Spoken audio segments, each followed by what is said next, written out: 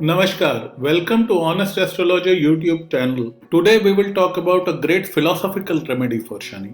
I did not want to create this video so early, though this article has been on my blog for some time. However, I was forced to create this because some people have been stealing my content with impunity, pasting it all over in their name, right from Quora to Instagram. Some of my friends found this out. They called out the astrologers, complained against them on various forums, and told me about it. So I thought it is better if I put it on a video before someone else takes credit for it. I don't mind other people using these techniques. We learn from everywhere. Just please do give due credit. So those who are stealing my content, please remember I have a lot of friends who love me too much. And when somebody steals my content, my friends get into battle mode. Thank you guys, love you 3000, and copycats, you have been warned.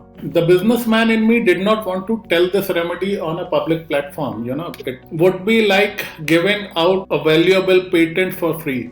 But then the astrologer in me convinced me that this would be very good for the society, and my biggest fear was, what if I get hit by a bus tomorrow and this remedy dies with me? I can't let that happen, so here we go. So this remedy comes from the analysis of horoscope of two greatest avatars, Lord Ram and Lord Krishna, and their conflicting way of handling the house of Shani. So the challenge of Shani is, wherever Shani sits, that house becomes the prison of your life. Most of your challenges would spring from that house, and you would be a prisoner to it. Your mission in life would be to break that prison. Remember, you can't go around Shani, you have to go through Shani. Now let's look at Lord Ram's horoscope. He had Shani in the 4th house, the house of mother, family, and Kul or clan. In case of Lord Ram, it was Raghukul. Ram was very devoted to the house of Shani. He spent all his life trying to make the house of Shani happy and uphold its reputation and honor. So let's understand the jail of Shani. So Bhrigu Saral Paddhati technique 2 says, wherever Shani sits, you get stepmotherly treatment. Credit Saptarishis Astrology. So I found this to be true in most cases. My own struggle with the house of Shani forced me to look into this aspect of Shani in detail. Further research brought me to the approval-seeking behavior of the native when it comes to the house of Shani. The main question was how to address this. What is the solution to this problem? Then I did some research on Lord Ram's horoscope and his struggles with the house of Shani. His Shani was in the 4th house. So Lord Ram went to jungle in order to fulfill his mother's unjust demand. He had to put Ma Sita through Agni Pariksha in order to uphold the reputation of Raghukul. Because a lowly washerman questioned her purity, he had to give up Ma Sita in order to uphold the honor of the family. Lord Ram was a great soul, he was a great avatar, but even he suffered because of prison of Shani. So is there any hope, any way for us mere mortals? But like they say, picture abhi baki hai mere dost. In comes Lord Krishna, the jailbreaker. It is sort of prophetic that the day he was born, he broke a jail. So that's still a world record. So Lord Krishna had Shani in the 6th, the house of foes, co-workers and maternal uncle, Mama. His Mama was Kamsa.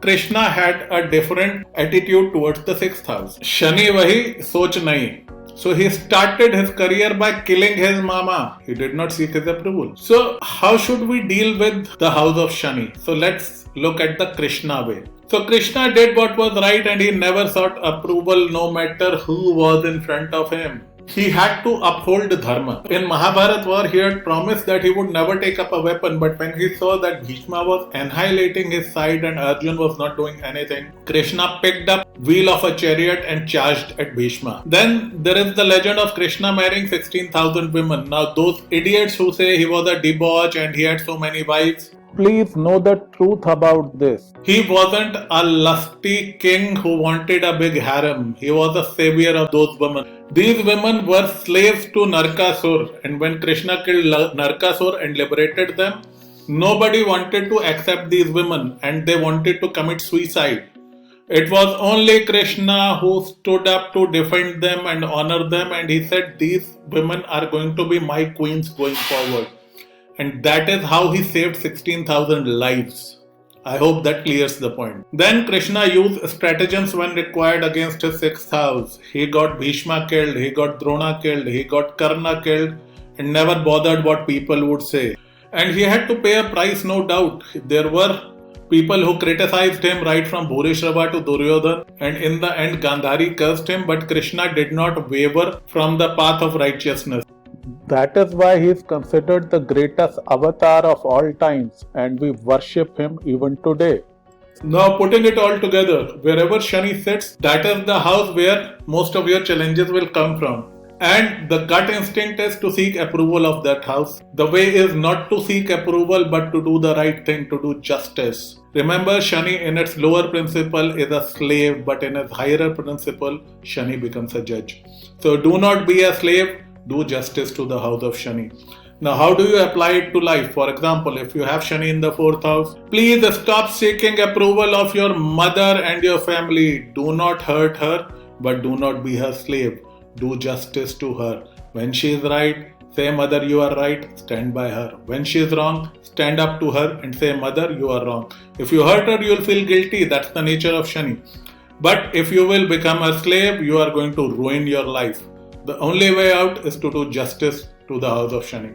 If you have Shani in the 9th house, same thing applies to your father. Stop seeking approval of your father, but do justice to him. If you have Shani in the 1st, please stop seeking approval of everyone and everything. Get a life, old man. Do justice to yourself. And so on. Remember, approval seeking would throw you in the deeper jails of Shani, while doing the right thing and being just will open the doors to liberation and inner peace. So once you do the right thing, Shani will give you the wisdom and strength. And just like Lord Krishna, you can dance over your troubles in life and move ahead to higher realms.